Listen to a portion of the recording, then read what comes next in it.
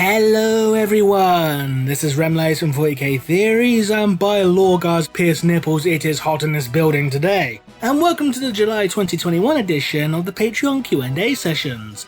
As always, if you would like your questions answered, then click the link in the video description below and help support the channel by becoming a patron. Now, let's jump into the questions and hopefully I don't die from the heat cause Jesus tap dancing Christ.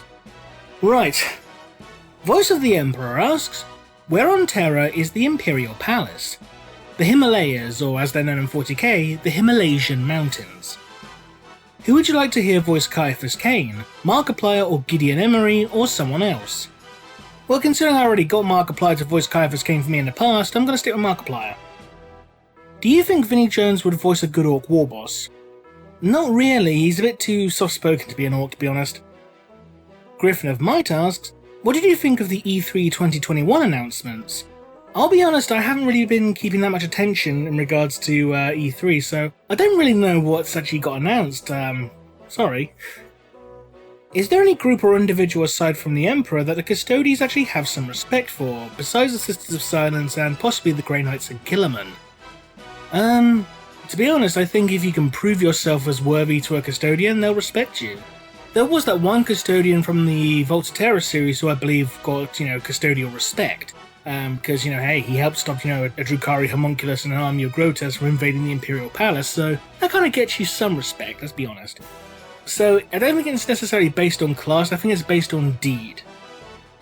Is it possible, and has there ever been an instance of, an Orc working with a rogue trader or Inquisitor? Yes. Very, very, very minor spoiler for the Ghazghkull Thraka novel that's not out yet, but a Blood Axe Orc does end up briefly working with an Inquisitor. Austin Horner asks, is there a designated role in the Imperium for male blanks, similar to how female blanks are drafted into the Sisters of Silence? I think the closest thing you'll get to a designated role for male blanks is being taken in by the Collector's Temple of the Officio Assassinorum.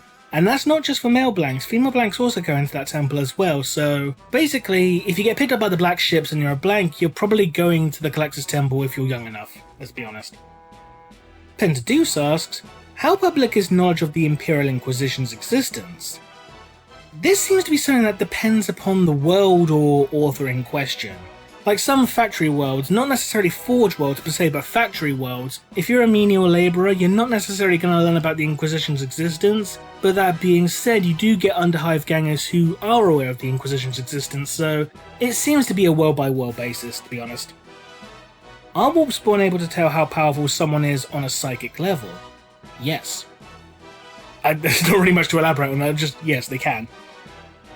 Vral asks, I recently finished a Battlefleet Gothic 2 video game. Do you know or can you elaborate on what lore you may know about Imperial Naval Commander Admiral Spyer?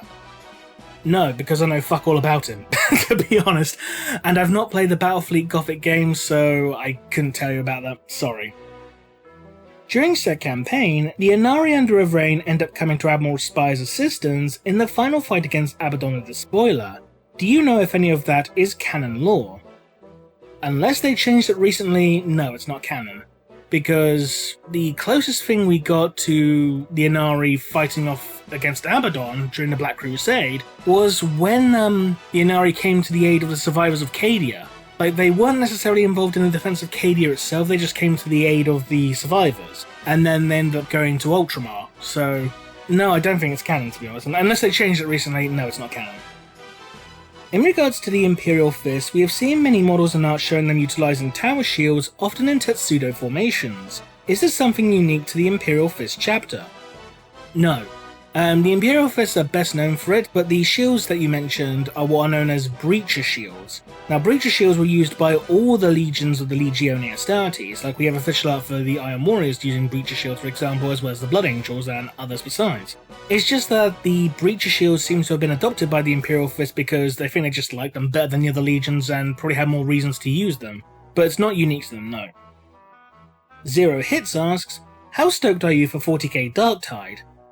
I'm pretty stoked about it. I'm not gonna lie, I'm a little disappointed that the release date got pushed back to 2022, but at the same time, I'd rather they finish the actual game before rushing it out the door. We don't want a cyberpunk on our hands. Matthew asks, Have there been any instances of Imperial Guard personnel using power armor, like some Inquisitors are known to have done so? Not to my knowledge, no. I think the closest example you'll ever find for the standard Imperial Guard regiment is carapace armor, at best. I mean, the standard Imperial Guard trooper wears flak armor, but you do get, like, elites and officers sometimes wearing carapace armor. Groups like, say, the Tempestus Scions or, high-ranking officers, they all wear carapace armor. Now, you do get some unique regiments who have their own unique gear, like the Arkan Confederates. They have something that's, it's not power armor per se, it's more akin to, oh god, what's it called? Those new battle suits that the Sisters of Battle got, the Nundums? It's basically a steampunk version of those that the Confederates have, but that's the closest you'll get to flat-out power armor, I feel. Ghost Reaper asks, is it possible for a Psyker or a Blank to become a Knight Pilot? Considering that such individuals have been known to pilot the Titans of the Ordo Sinister, I don't think it's entirely outside the realm of possibility for such a being to become a Knight Pilot, though whether they become a Knight Pilot is a different matter entirely due to the customs and often, let's be honest, primitive belief systems of many Knight worlds. And finally, Asbites asks, what happened to Erda post her running away after the Primarch's scattering? She fled into the wilderness of Terra and hid, and she wouldn't be heard from again until John Grammaticus met up with her. Was she, or / is she still alive and present during the Horus Heresy, 40k, and post-Secretrix Maledictum? In the Horus Heresy, yes, because as I mentioned earlier, John Grammaticus meets up with her, and this is during the Siege of Terra. As for 40k or post-Secretrix Maledictum, we don't know, to be honest. We might find out in a later Siege of Terra book, but at this point, we don't know. What were her interactions with the Grown Primarchs like, if she had any, and or how she viewed them? Again, we simply don't know at this point in time, because her only major appearance so far has been in Saturnine. So we don't know if she even survived the Siege of Terra. She might have done. She might have fled to another world. She might have done something else entirely. She might have met with some of the Primarchs when they arrived on Terra post-Siege, but we don't know at this point in time. It's just simply something that hasn't been written yet.